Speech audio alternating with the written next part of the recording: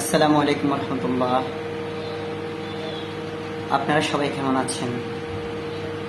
বিশেষ করে যারা প্রবাসী বাইরে আছেন তাদের কাছে একটাই আবেদন করি, একটাই কথা বলি। আপনারা দূর দূরান্তে আছেন, খুব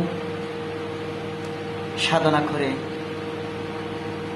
মায়া খান্নায় জড়িয়ে আছেন, সেটা আমরা উপলব্ধি করি।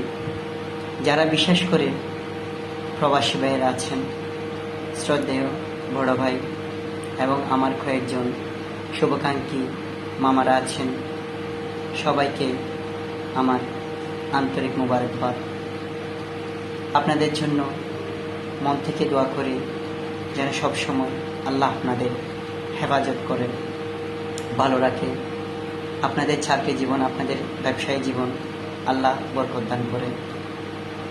এটা মন থেকে দোয়া অবশ্যই করি, কেননা আপনারা অনেক পরিশুদ্ধভাবে জীবনযাপন করে যাচ্ছেন, সেটার জন্য শুকরিয়া।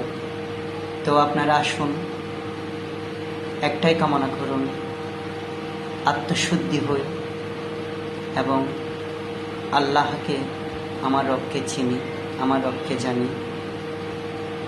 এবং দেশে যারা আমার স্নেহের ছোট ভাই এবং সহপাঠীরা আছেন, সবাইকে একটা কথাই বলি, আমরা অজান্তে অনেক কষ্ট দিয়ে থাকি, তাই আপনাদের কাছে সাদরে ক্ষমা চাই, আপনারা আমাকে ক্ষমা করে দিবেন। তো আসলে জীবনের প্রতিটি মুহূর্তে রবকে চেনা, রবকে জানা দরকার এবং রবের কাছে তওবা করা দরকার। আসলে কি আপনারা কোনোদিন ভেবেছেন, কল্পনা করেছেন আপনি কারো ভালোবাসার যোগ্য, যিনি আপনাকে সৃষ্টি করেছেন? আপনি কি জানেন আপনার কষ্ট, চোখের পানি প্রতিনিয়তই মহান রব গুনতে থাকেন?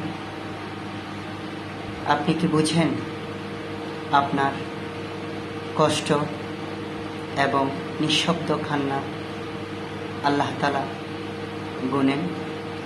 আপনি কি কোনোদিন উপলব্ধি করেছেন আপনি বারবার গুনাহ করে যান, তিনি বারবার বলেন, হে আমার বান্দা, তুই ফিরে আয়। আপনি যদি এই কথাটি শুনতেন অবশ্যই ফিরে আসতেন।